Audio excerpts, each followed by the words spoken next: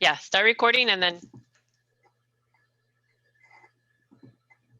Good morning, everyone, and welcome. Thank you for attending our webinar. We hope this 2021 is off to a great start and brings plenty of health and happiness to you and your loved ones.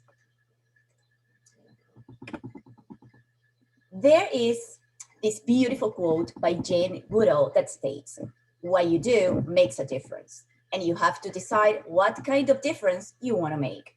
And this couldn't be more aligned with the essence of the Doral Association, where our mission is to make a positive impact by fostering close community relations, promoting the highest professional and ethical standards, educating and bringing value to our members on business and legal issues.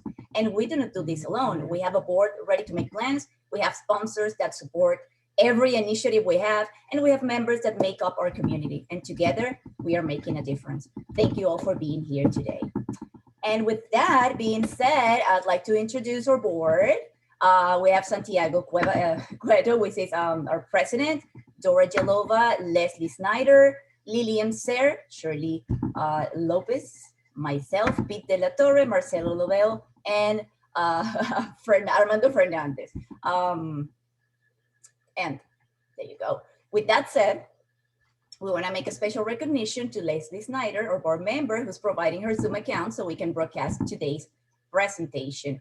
We also, of course, would like to recognize and thank every of our sponsors, the Business Forum Group, Doorcam, Marketing Strategies, and Banesco USA for the continued support they give us in promoting and elevating the Doral Association in our community. Now, one of the most important causes of this time we're living in is protecting our human right to privacy. So Pete, will you do the honors of presenting our special speaker today? Yes, and good morning, everyone.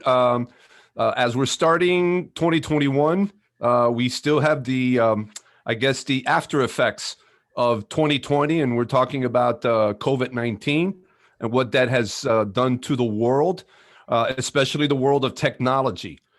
With more people than ever under computers, at home, school kids, businesses, we've become more vulnerable than we've ever become before as it relates to our privacy, okay?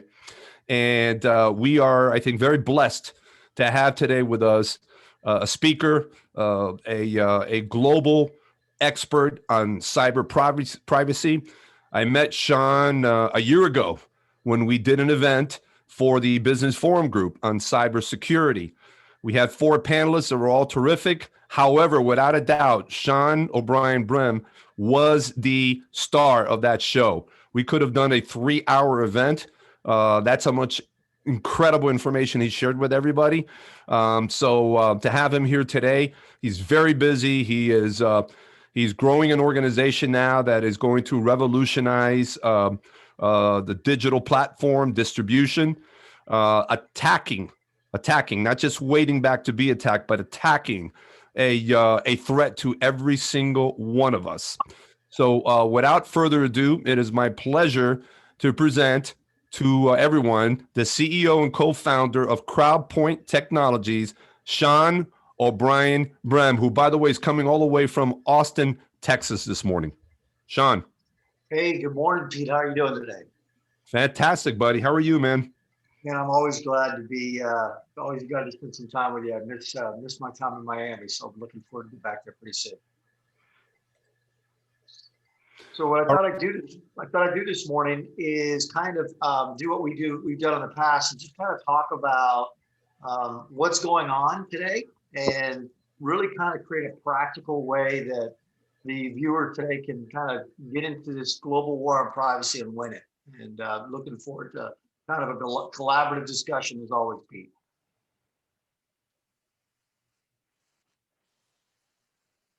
So what we'll do here is we'll jump straight into this. What I've done, if it's okay today, Pete, I've got a bit of a deck I'm going to present as well. Does that sound good to you guys? Give people kind of a visual. Absolutely. Mm-hmm. Super. So let me go ahead and just do that and share my screen here, and we'll let everyone kind of see what we've got here. Perfect. And here we go. So what we're going to talk about today is what we call the 4D defense in depth for performance, protection, and privacy. It's kind of a way to look at how to defend ourselves. One of the things that people don't really realize is that the economic balance has really changed. When you look at why privacy is such a big deal, you need to understand what's really happening. And that is that when you think about the world today, data is the new oil, and oil has value. And data, as it moves through the internet, on your computers with volume, with variety and velocity and veracity, it's contributing to a global economy. Today, we see companies like Facebook and Amazon and Google worth trillions of dollars. And they're worth trillions of dollars for a very simple reason. What's happening is they're using the power of technology and the technology that you have, and they're looking at you as kind of as an oil field.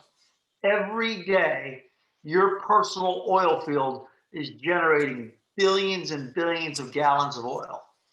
Now they're taking that oil off of you and they're refining it, and they're making lots and lots of money. When you look at something that's so precious moving through the World Wide Web or sitting latent on your computer, you have to determine who really wants to refine it. Well, here's what you know.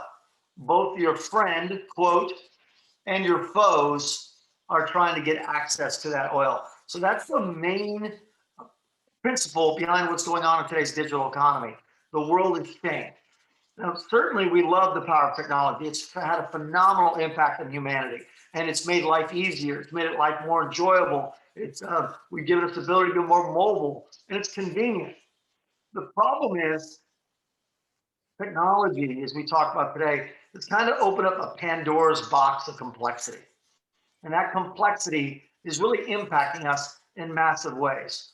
When you think about complexity today, mobile phones are becoming more complex.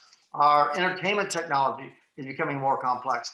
The technology used in our office is getting more complex. Healthcare technology is getting more complex. This Pandora's box of what seemed beautiful on the outside that we opened up is getting more and more complex. In fact, smart homes, in 2020, Internet of Thing devices peaked at 38.5 billion. The problem with that is many companies around the world, in fact, 50% of them lack processes or the ability to implement even Internet of Things, and they don't even have the skill shortage to handle it. And as mobile devices, refrigerators, and washing machines get more complex, your performance, privacy, and protection become more paramount. Essentially, right now, as we speak, your refrigerator is going out and having unprotected internet. And that's all because the complexity has gotten through the roof. So what's happened? Why are we really being impacted by this so bad? Because all of us need to do a quick reflection and realize that humans today, and I think this is true, right, Pete? Yep. Humans today are becoming more reliant on technology. I mean, I think in all your conversations we've had, we've seen that, right, Pete? Absolutely. Certainly. Here's the thing that's interesting. While all of us are guilty, maybe some of you are, heck, we're watching through Zoom, and some of you are probably looking at and texting on your iPhone at the exact same time, your Android. Here's the thing that we all have to kind of realize. While we're all becoming more reliant on technology, very few of us are becoming conversant in technology. And this is where the beginning of our problems happen, right here. And don't worry about it. We're going to discover you're not the only ones on the planet that aren't so conversant. So what we have to look at is we have to look at who our technology friends are and who our technology foes are. When we talk about the global war on privacy, what I'm going to submit to you is our friends and our foes are exploiting each and every one of us. Both of them are refining our oil. Some are telling us by just clicking on this little button that says, I authorize, because we never read the privacy policy. They're telling us they're going to refine your oil for good. And there are some of us out there that aren't bothering to ask for your authority, and they're stealing it, and they're refining your oil for bad. That's it. That's kind of the nature of black and white. That's where we're at today. And even our friends and foes have become blurred. As the complexity has increased, we've seen some tyranny recently by big technology companies, where they're basically telling you, in fact, Google started their company saying, we don't do evil. Notice how they dropped that recently? They no longer say that. That's no longer the tagline. Recently, in a survey conducted worldwide, 97% of people believe that Google, Amazon, they're all taking more data than they should. What's resulting is all of us are kind of starting to lose trust in these big technology companies, whether it's Facebook, Twitter, Google, Amazon. We never really know what's going on. As the technology continues to increase, you're getting tyranny from hackers. And instead of losing trust, there's just a lot of confusion. So that's kind of the landscape that we're sitting in today. The complexity has begun to open the door of the exploitation of others, whether they're friendly, quote, air quotes, or they're foes. The reason why this is happening is because the pursuit of more speed, better market intelligence, and overall user experience has continued to make that Pandora's box more offensive to all of us. So what are those consequences? And how do we defend ourselves from, well, everyone? So Pete, this is kind of the journey you and I have been on for the past years, is how we do that. And let's kind of discuss a little bit about how we defend that. First of all, you have to look at cyber as a war. Everybody calls it cyber warfare. Why don't we fight it as one? In fact, just my background, as you know, Pete, I spent a little bit of time jumping out of airplanes. People ask me what I did before I got into technology. I said, well, I could run at night with sharp objects in my hand while looking through a green lens. That's kind of what I used to do. As an airborne ranger, I spent time being an expert in land, sea, and air combat. Never been to space, although one time I was at an officers club with a friend of mine who was a SEAL, and he had a little scuba badge on, and some enterprising young nurse asked us, well, what does that mean? And he leaned over and whispered to it, and he says, well, I have to wear this mask when I open the bay doors of the space shuttle. So never been to space, but I know people that say they have. Let's look. So we look at the first domain of war, the second domain of war, the third domain of war. Don't know much about space unless you're Captain Kirk, but cyber. The fifth domain of war is cyber. So let's talk about what we need to do to be effective in the sixth domain of warfare. One of the things that we pride ourselves in the special operating forces for the United States growing up is we don't wait for a bang to happen. We don't wait for a boom.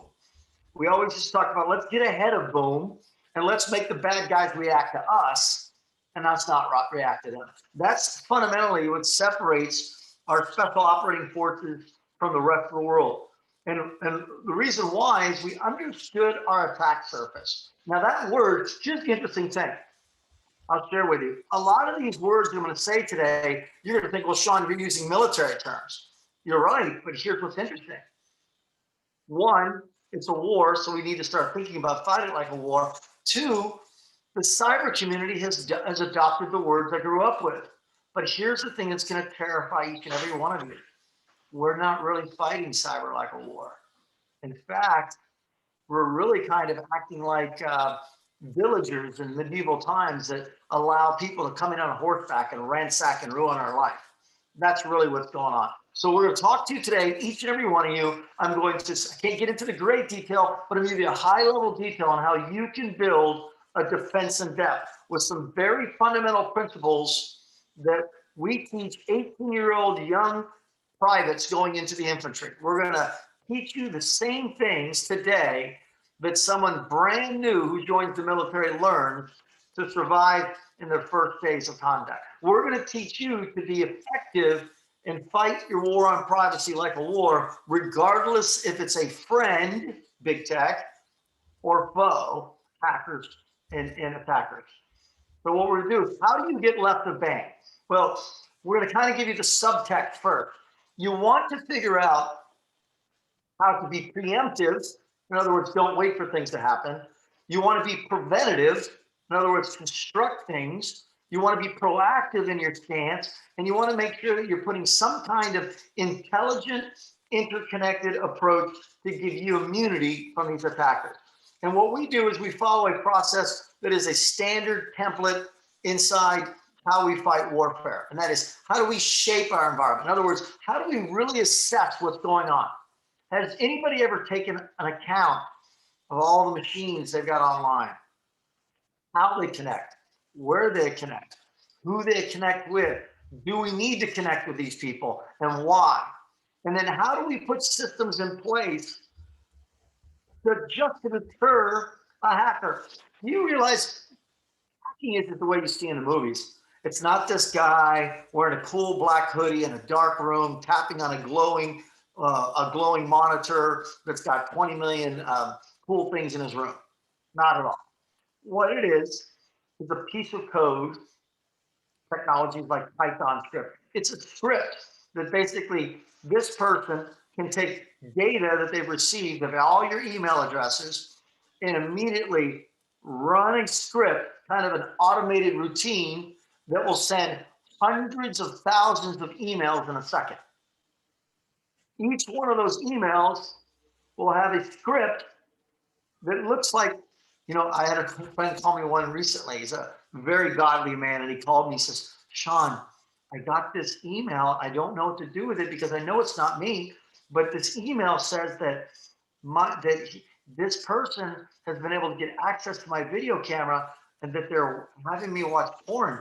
Sean, I'm a pastor. I don't watch porn, but I'm afraid that this is going to get out because he said he's going to tell everybody about my secret activities. And before God's time, I've not done any of this. I'm like, Pastor, I know you haven't.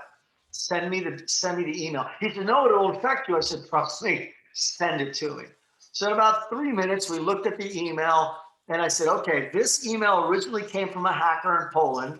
He's using a script that he bought on an online store in the dark web that is a pre-built email package that was written based upon the analysis that I just looked at, the text, because I pulled it into this special piece of software that was written in Malaysia. And that's why there's 4. See the ends here, they're a little bit longer. That means someone with a Malaysian keyboard typed this message. So what's happening is people can go into an online store in the dark web and buy an email that scares the heck out of you. And unless you admit to doing this and paying them some cryptocurrency, they're going to tell the whole world how bad you are. And when you think about it, you're like, well, this sounds kind of silly. And you send it to a pastor. They don't know you're a pastor. They just have emails that some company that you've done business with, and because it's a nationwide company and I can't talk about it until they disclose it, your emails are being hacked. So your friends are getting hacked, and your data is getting out there, and someone's buying a simple kit on an online store that's in the dark web. And the dark web is merely a place that's not indexed. You need to require a special browser to go there. Is selling their wares to come and attack you. So you need to be able to deter that. You need to be able to seize on what to do properly by being proactive. You need to learn how to start dominating your data and taking control so you can stabilize your lifestyle and you can sustain your level of privacy. So let's talk about how we do that. It's pretty simple. I'm going to tell you a little funny analogy that most people don't realize. You have software on your machine, but I want you to stop thinking of it as software. I want you to thinking of it as gapware. Because what happens is people build software for good. Every software programmer, some of you know, are so excited about how they're going to change humanity to create a cool app. In fact, every young person you meet that's in technology has this vision of being the next Apple or the next Google or the next you name it. So they're all building their software. But you know what? Software is merely an implementation of language. A lot of people will say, well, they're software engineers. What I will tell you, most software programmers are less engineers and more people that have learned another language. And I tell people a real simple story. The first time I went to Greece on vacation with a bunch of my Army buddies, we came into town, we got this little tiny boat, we're on this tiny island, and we get off the boat, and this guy with Greece that speaks Greek starts talking to us. None of us speak Greek. Once in a while, we're picking up a few words because, they've worked their way into the English language. But this guy's walking us around the town. He's showing us all the sights. And we finally make it to the hotel. And we said, man, we must have met the mayor because this guy's the smartest guy. He showed us everything. He says, no, he's the town drunk. You see, we didn't speak Greek. And because we didn't speak Greek, we had this perception that things were more effective or more polished than we really thought they were. That's precisely what's happening with software today, except it's not really software because they've written so many holes in the software that it's really gapware. So I want you to think of gapware. I want you to start looking at software as gapware. And much of the software, because it's not written very well, becomes kind of like the pig there, bloatware. It's a hog. It takes all your extra resources. And then it allows for people, because there's gaps in it, to deposit spyware. Spyware are kind of the thieves of the internet. They're kind of just stealing your data all day long so that somebody else can buy your data in the dark web on a marketplace and then send you a bogus email typed by somebody in Malaysia and sent by someone in Poland to extort money from you. And then there's malware. What is malware? Malware is someone that writes software that exploits the gapware or software that someone else wrote, and then allows us to open the door for the worst kind of things on the planet, which is ransomware. Now, ransomware, how do you describe ransomware?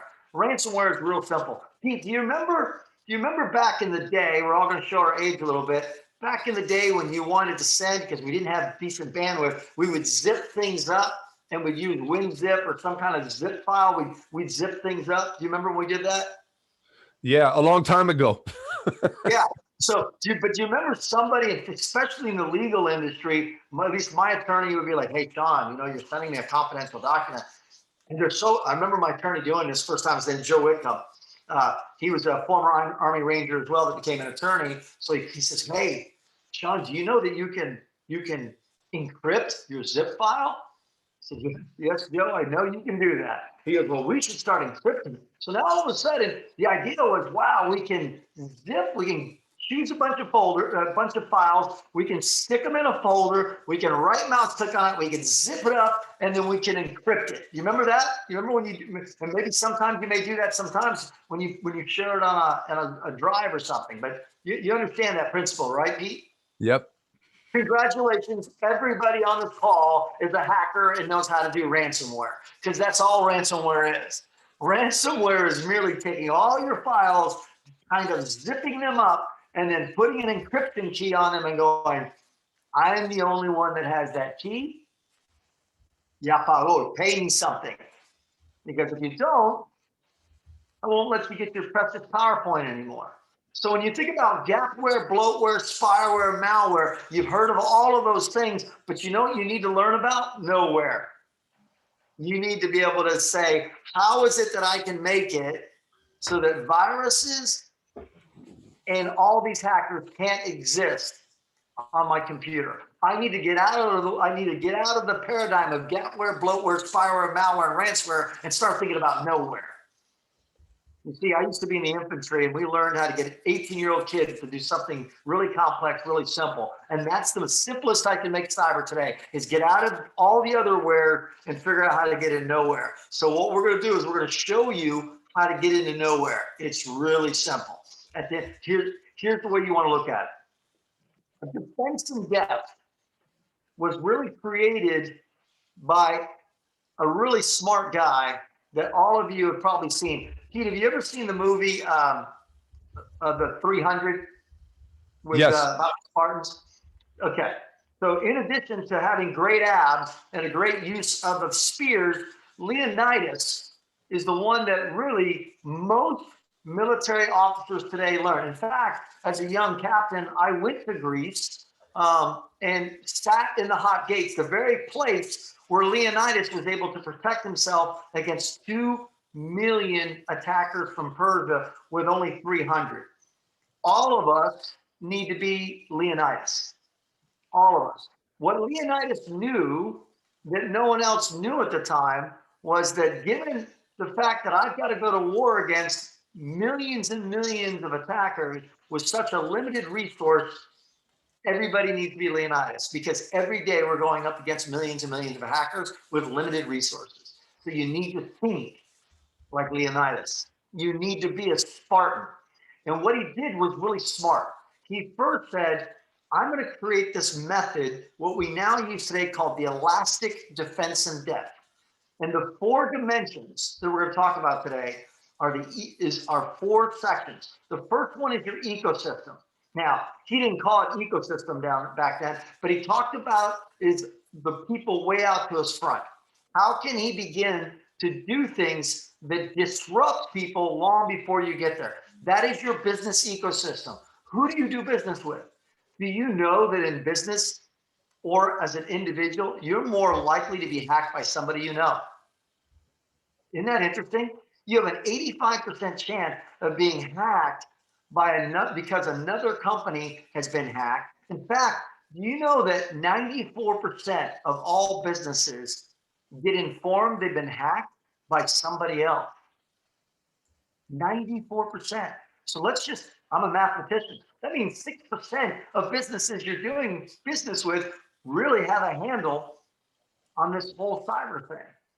So you have to realize that you have to begin looking at the ecosystem you work in with suppliers and vendors, and you have to start looking at them as not trusting them. Not because they're bad people, it's just because their techie probably isn't as good as somebody else's techie, and someone's going to exploit them. So first, you need to look at your ecosystem. Second, you need to look at your perimeter. Your perimeter is the point at which people come from in and outside the outside world.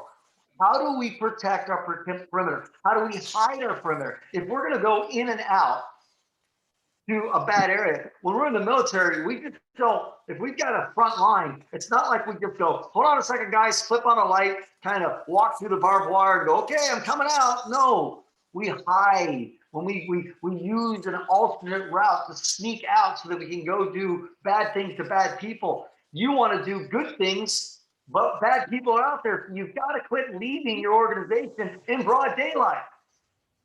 How do you hide yourself? How do you obscure yourself at the perimeter? Well, you want to make sure that you're using things like VPN. So in the same way you assess your risks in your ecosystem, are the companies you're working with using VPNs? Are they taking a chance? Are they using techniques to at least hide themselves so people can't trace them back? You see, when they trace you back, that's where it begins to happen.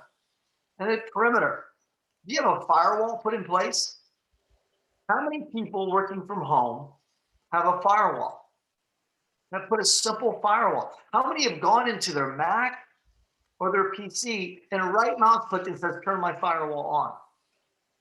Yeah, I don't think many have. In fact, I find it quite a bit that people don't do these basic things. And what about your network?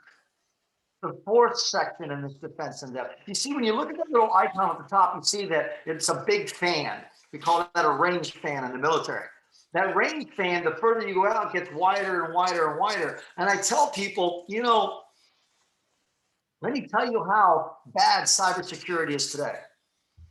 When I was a young officer, the first thing we would train our privates, our troops, our 18-year-old kids is, hey, when we're in a defense position, what I want you to do is I want you to crawl over to the guy to your left and then crawl over to the guy to your left and right. And I want you to make sure that when you shoot your rifle, that you interlock your ranges. So if you've got a limit from one tree to the next tree, where that's your sector you have to defend, go to the guy on your left and tell him where your left limit is. Go to the guy to your right and connect, and go to your right limit and connect them. Create an overlap. 18-year-old kids, they're sometimes told either go to the army or go to jail, or maybe didn't have the best opportunity in life, maybe didn't study as hard as they could. They're doing a better job at a defense in depth than PhDs with degrees in cybersecurity, because they understand one thing. When it comes to their local network, they make sure that their defenses are interconnected. How do you interconnect your defense? Well, make sure you're using a VPN. Make sure you turn on your firewall. and make sure you put something on your machine that is going to defend yourself from hackers and viruses. And make sure you've talked in your business ecosystem and you put things in place to know whose emails to accept and whose don't. Then it goes down to the endpoint. Here's what's crazy today. The sad state of affairs, whether you buy McAfee, Bitdefender, or anything else out there, is that antivirus, here's the interesting thing. People say, Sean, you're kind of a geek. Well, what antivirus technology should I get? I say, here's the sad thing about antivirus that they don't want to tell you. If you get antivirus, you have about a 65% chance of being hacked and a 100% opportunity for your machine to run 40% slower. So what happens is a lot of people just turn off their antivirus. How many out there are kind of just looking down, admitting, or they haven't renewed it because they're like, man, my machine runs so slow. Well, listen, we hear you, and there's some things you can talk about, but we won't talk about it today. But you have to make sure that if you do the ecosystem, the perimeter, and the network, you're reducing that attack surface. You're reducing the likelihood that someone can even find you. You're far better off working on the first things before you worry about malware. The entire world is like, cyber's like coronavirus. Put a mask on, right? Okay, well, if you talk to most of your doctors, I was telling my doctor yesterday, my wife contracted COVID this week. I did not. And she went in very concerned to the doctor, and she wears her mask everywhere. In fact, she wears her mask sometimes driving in the car, and she still got coronavirus, right? Antivirus is kind of like masks. If it's going to happen if you don't do a good job managing the first three. And that's really what we need to do in cybersecurity today. How do you do that? It's real simple. You'll notice I use a lot of these little hints in green here. You need to focus on three simple things: performance, protection, and privacy. When was the last time you cleaned up your machine? When was the last time that you ran a tool that merely cleaned up all your libraries and improved the performance of your machine and got rid of a lot of junk? Here's what you get. Not only will your browser open up, you know how many people are going to go, Sean, you know everything about technology. I think AT&T or I think Sprint, they're screwing me, Sean. My internet's constantly getting slower. It's always, in the beginning, yeah, I had great internet connection. I have to say, you know what? As much as I like a good conspiracy theory, the real problem is you, my friend. You've got so much stuff, so much bloatware on your machine that it's increasing the latency, and the amount of time it connects to the internet has nothing to do with the speed of the internet. It has the amount of time it takes for your computer to connect to the connection that gets you to the internet. That's the problem. So if we merely start cleaning up our machines and running some weekly systems that you can clean your machines up, you're going to increase the performance because you're getting rid of so much bloatware and junk on your machine that it closes a lot of the doors. And if you start doing a better job of protecting your data on the World Wide Web and not sharing so much and not talking about so many things on the internet, and start practicing safe internet, you're going to be far better off. You see, this whole global war on privacy begins with you being really judicious on who and where you share your data. For example, today, the Eventbrite. Did you notice when you sign into Eventbrite, there was an automatic checklist and you just hit accept? I didn't. I said, yeah, no. I clicked on each one, right? Turned them off. Was it banned from getting into Eventbrite? No. Would I be banned if I said no on my Facebook account? Would I be banned if I did all this other stuff? No, you wouldn't. But every day we go, yeah, take all my data, treat it as a new oil, refine the heck out of it, take your market cap up to $1 trillion, and I'll keep earning what I earn each day, even though I'm the one contributing the oil to your refinery. You're making billions and I'm getting nothing. Yeah, I don't see that. I don't get that. So if you start following these simple processes, you can kind of take your life back again. So let's kind of talk about some real simple things that you do. First of all, complexity is really what's creating your problems. Number two, adware and spyware and unnecessary bloatware is taking 40% of your computer processing. Get rid of it. Clean it off. If you get with Pete, he can we've got programs we can share with you and tell you how to do that. Do you know that people are so kind of, my grandmother used to say, "Ya tan," and she used to look at me. I grew up in Spain. She said, "Ya tan tolón." She'd be like, "What are you doing? Like, wake up." What you're seeing right now is just because you're not doing the simple things. We've enabled a $2.1 billion marketplace just to clean up your computers that you can do yourself. By 2026, the size of the performance market is going to grow so big because none of us are doing the simple things each day. We're not doing simple maintenance. We do maintenance on our car, we do maintenance on anything else, but we're not even protecting ourselves. You know that because of this, we're not doing the fundamentals. You know that cyber crime losses are going to be expected to be greater than the global drug, all the global drug trade combined. In fact, Uber paid hackers last year millions of dollars to delete the data that they stole from you. They don't talk about it, haven't heard about it. Cybersecurity vendors at the end of 2020 said that cybercrime losses are expected to be $6 trillion worldwide. Recently, Wall Street just bumped that number because of coronavirus to a whopping $10 trillion. That's $1 trillion. That's crazy. And guess where 75% of that money is going to be stolen from? The United States. We can't afford that. We already have a big national debt. We don't need to give it to some guy, some 16-year-old kid in Romania, right? And that's what's happening today. Here's the good news for those of you that are involved in cybersecurity. We're going to spend about $1 trillion trying to solve that. So let's talk about privacy. Privacy is a fundamental human right. And each day, your human right is being exploited. The definition, you know, the definition of privacy. It's a great thing. It's been written by an attorney friend of mine named John Bliss, who's the former chief privacy officer for IBM. Privacy is the right to determine how you want to be observed or disturbed.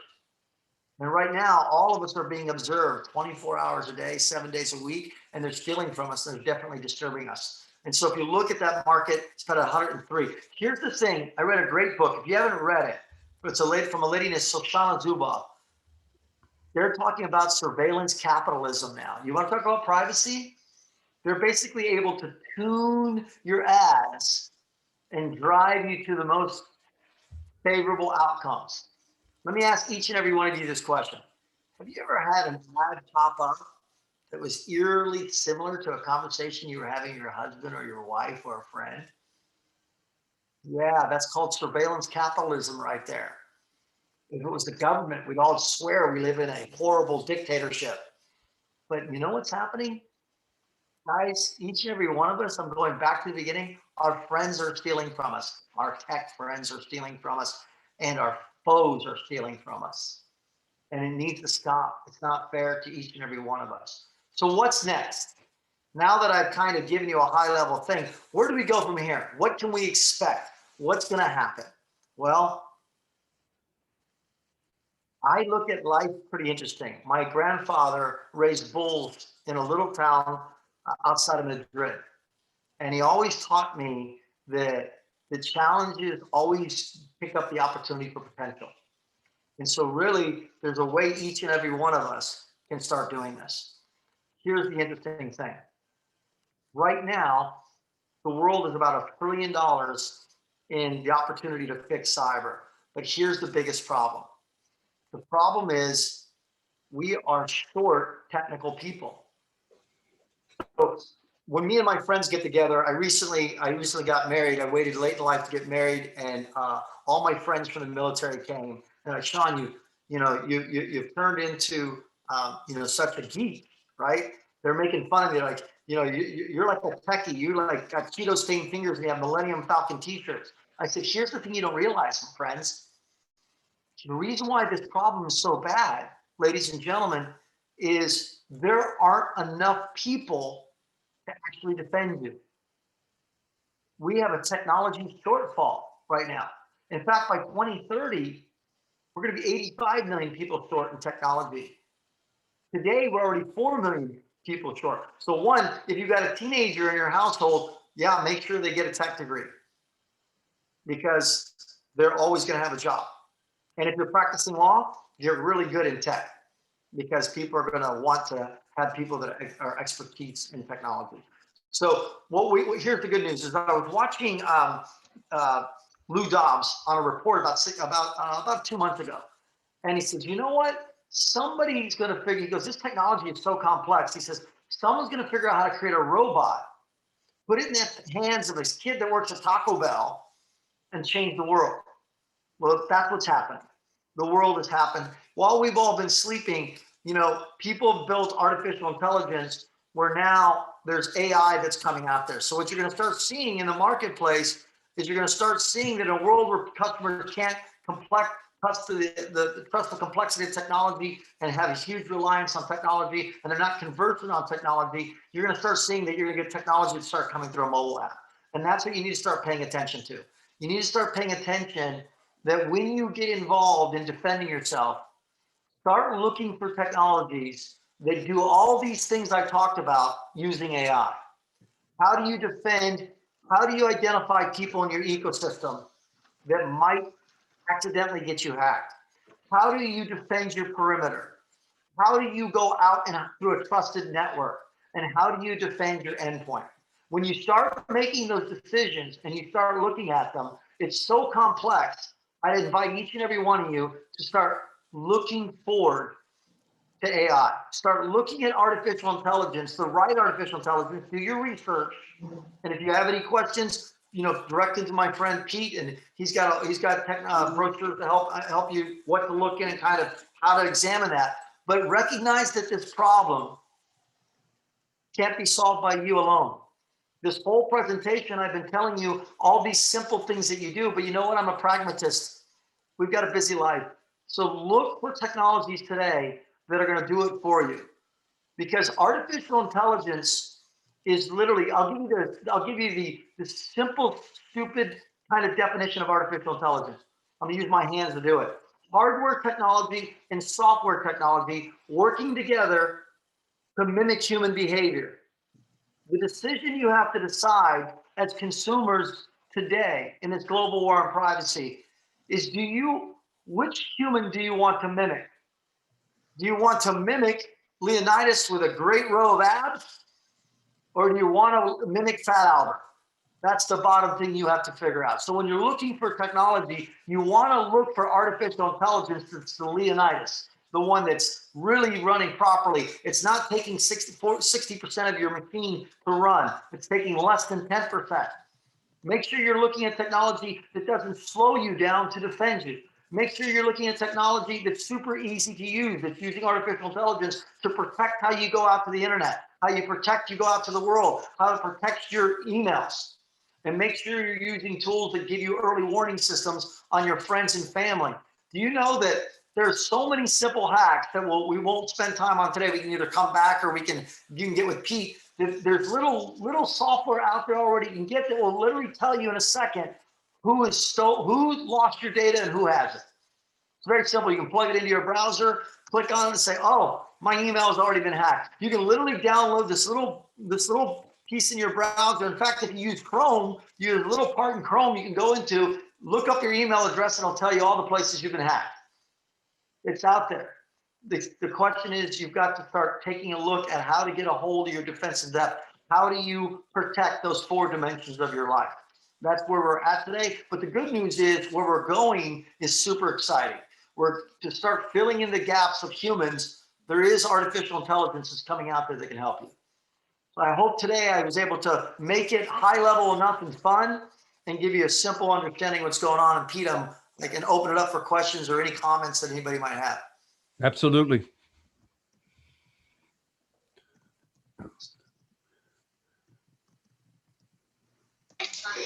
That's what you're talking about? Well, this was definitely a very interesting presentation. I believe that most of us are freaking out now, trying to take note of everything you've done. You've said here that we should be doing. So I'd like to open up for a round of questions. I know I do have one for you, Sean, yeah, which is very basic compared to what you'll be talking about. There's a trend of WhatsApp accounts hacked. And of course, people freaks out, and some people send money, and you get concerned. So what would be like something we could do to prevent this, and what we should do in order to solve it? Yeah, that's a great question. So I'm going to go back to the 4 things again. You joined an ecosystem called WhatsApp. So you are now members of an ecosystem called WhatsApp, right? That's an ecosystem. It's a little tiny ecosystem that we all have checked those little check marks and say, I'm willing to learn everything about me, sell it to other people, and I don't get a dime. And in fact, even if you are hacked, I can't do anything about it. We all check mark that because we wanted to be able to use the power of WhatsApp because, my friends, all my cousins, I get nightly pictures from my cousin sometimes who's a DJ in Ibiza, and he sends me pictures all the time of what's going on in Ibiza on WhatsApp because he doesn't want to, use his cellular, so he uses his Wi-Fi to do that. And he markets through WhatsApp. He's asking the same question. He's like, Primo, what do I do? How do I solve this problem? Look, what you need to understand is that when you install WhatsApp on your mobile device, or some of us even use it on our computers.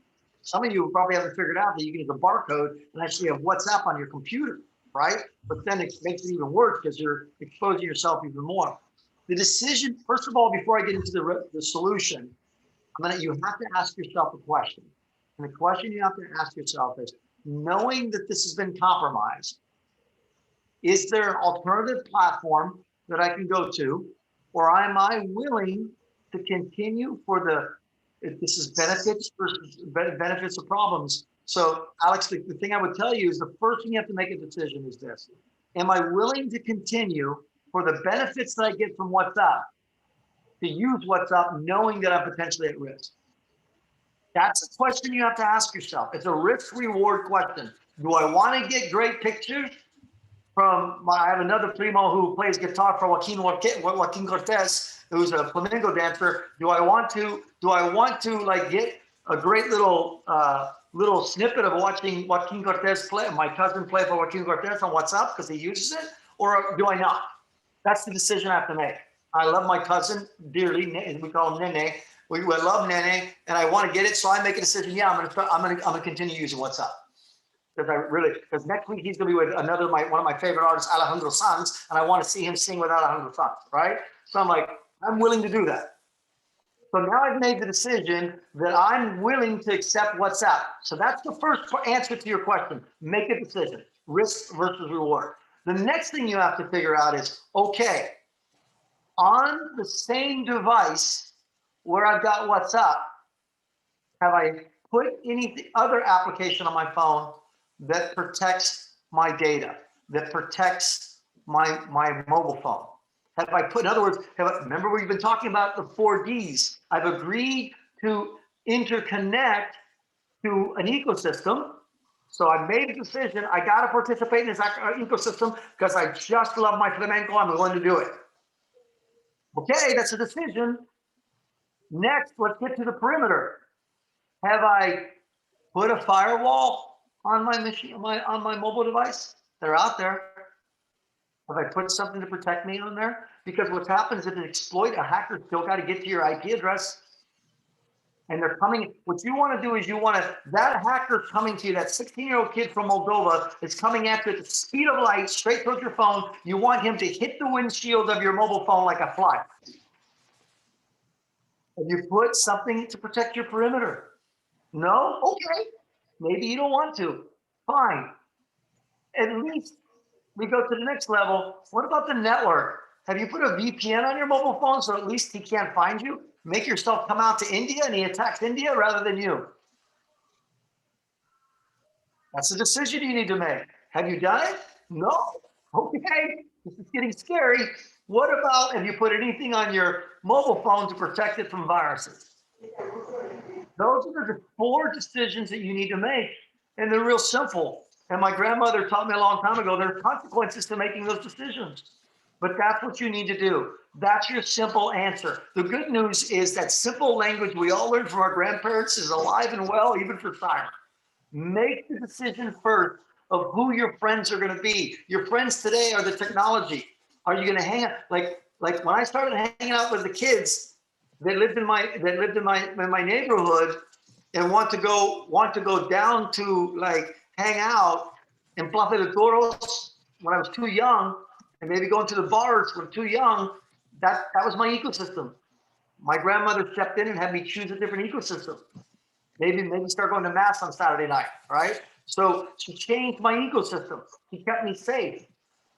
But in today's world, technology makes it a little bit more difficult. So make a decision about whether you want to be in the ecosystem. Make a decision how you can protect yourself then at the perimeter, how you can protect yourself hiding in the network, and how you can protect yourself on your endpoint. Did that answer your question, Alex? Pretty much. It's a hard decision to make, but we have options. We have Telegram, and we have, like many options will keep on coming. But thank you very much, Sean. I don't know if anyone else have another question. I know there's a few on the chat, so if you want to just ask him. Yeah, that's a great question. Why do you think there's a shortage in technology experts? Here's the reason why. In the United States, science, technology, engineering, and math is going down. In the rest of the world, it's going up. So the simple answer is we as a country, I grew up overseas. I went to school overseas. I went to school in both Spain and England, and I had a good science, technology, and engineering background. Unfortunately, in the United States, we're not spending so much time in that. So when you look at organizations like this, get involved. Start making sure that the schools are including science, technology, and engineering and math. Let's be less concerned about social issues and be more concerned about the fundamentals and basics, and the social issues figure themselves out. Another question here. Let's see. What does it mean cleaning things up? Yeah. Is it problematic to leave 35 windows open? I suffer from that issue. Look, me too. I had to shut down all my windows when I started. It's not problematic if you haven't gone through the four steps. Let's talk about protection and performance. There are very simple things that you can do, and you can Google them. How can I optimize my machine? Now you may pay 40 to 50 bucks to do it, but just Google it, and you can find that there are simple things that are already on your Windows machine that you can do to clean up your machine. Just Google them, or go ahead, pay $34 for a Windows optimizer tool and do that if you want.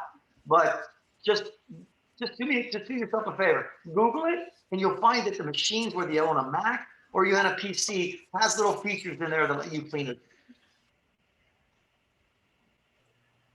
Any other questions you have? I don't believe I see anything. Oh, there you go. I have one to add to the shortage technology experts question. Do you feel like most of these companies have this huge laundry list of requirements in the cybersecurity space that they're looking for, which is why maybe there is a part of the shortage, or basically very well curated positions like certain areas of the technology, for example, instead of looking for something like that? I know right now that Pete is laughing because I've told everybody we've complianced ourselves out of having decent people to protect ourselves. You're exactly right. When it comes to cybersecurity, everybody has a title, right? And I've taken all the tests, and I've gone out and taken those scores. And what I've learned is there's so many things in cybersecurity that you have to take tests on that in reality, if you get a really clever person that plays chess really well, and you learn these 4 fundamental features, you'll have someone doing a really good job defending your network. You're right. We've over curated a lot of these things, and we've got all these people with titles. Look, if you Google me, I've been on panels around the world with the supposed expert on the planet, and I've sat there and asked them questions and dumbfounded them. Because the fundamental thing is, like every industry, we start throwing titles around, but a lot of times there's no meat behind the titles. So that's an excellent question, and you touched on one of my biggest hot points with cybersecurity today. That's a big problem. Excellent. Thank you. Great presentation, by the way. Yeah, I don't like what I do. It makes it tough. So listen, if you need anything, you've got a partner there in Pete. We're gonna be doing an event in Miami very soon, a big event. one of the things that's super exciting about where we're going in technology is I was lucky enough that I worked inside some classified programs of the Department of Defense. I built defense programs. And I'll tell you a funny story. I was at the top level of government. Literally, I can't even say who I was in the room, but people you know. And I was at that time doing things more with technology to go find and hunt bad guys in Africa. And we were doing a really good job at taking people and finding them and giving them an equal opportunity to pay for their crimes. And someone asked me in this big meeting, well, Sean, how are you finding these bad guys when no one else can find them? And I started sharing my techniques in a classified meeting. And one of the generals asked me, says, well, if you're good at doing this, why is it that we're getting hacked all the time? You know, you've become a hacker, but you're not trained in cyber. Why are you doing it? And what the premise I made was the same premise then that I made today, which is, well, you're not fighting cyber like a war. So one of the things that we were able to do was build artificial intelligence that did that. And we did that about 7 years ago, and it stayed classified until about a year ago. And what we're doing now is we're actually solving the problem with people. We've actually built that robot we can put in the hand of your friend who's 19 years old and give them a chance to make $45 an hour to come to people's homes and their businesses and give them and improve the performance in literally 15 minutes and then inoculate them. Yes, here's the interesting thing. In the US government, we've had a technology that makes it impossible to get a virus. There's actually a virus vaccine that exists. It's just that we haven't been able to release it until recently. So we're at a point right now in life where we'll be coming down to Miami and we'll be giving it away for free to help people. So make sure that you guys get the invite to that event, and you can have all your partners and in the bar association come, and we'll clean their laptops, make them better than brand new out of the box, and then we'll inoculate them so they stay that way forever. So looking forward to spending time in Miami.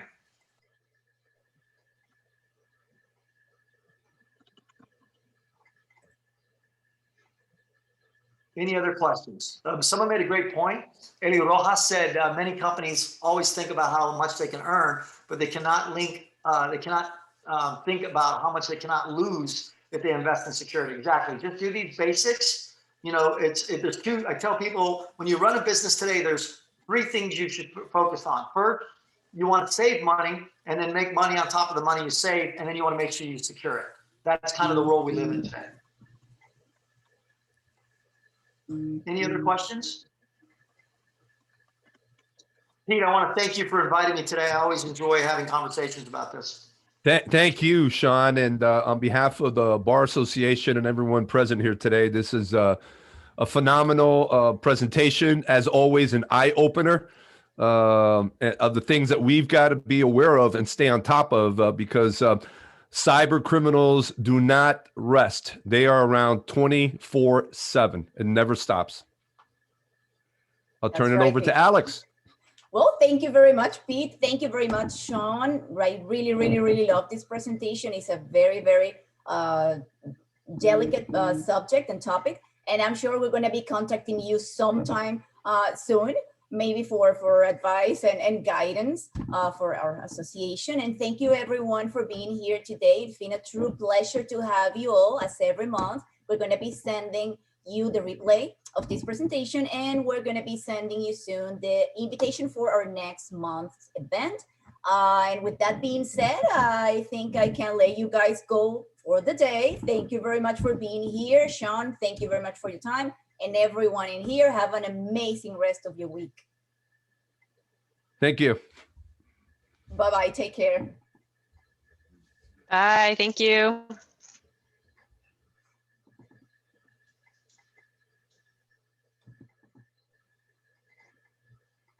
A todo mundo se fue. Vámonos.